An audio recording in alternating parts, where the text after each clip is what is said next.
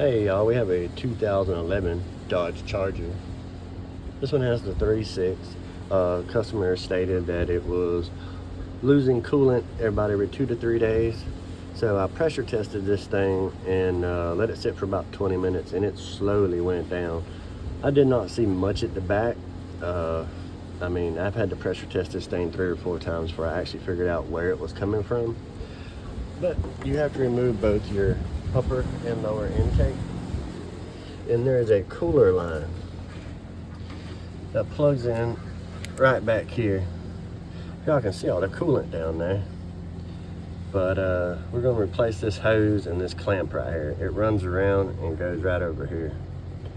But once it was pressure tested, you can see the coolant would fill up and then run down the back of the block right here. It'd fill up right here in the valley and run right down there. Now it would take a lot for it to leak enough to run down the back of the motor, because it fills up this whole valley here all the way down. But that's going to be, if you have a leak on the back of your engine and you got a Dodge Charger, or I think mostly on the Chargers or sometimes the 300s, it depends, but could be this coolant pipe that runs into the oil cooler. So we're going to end up changing this whole hose and 2 new clamps.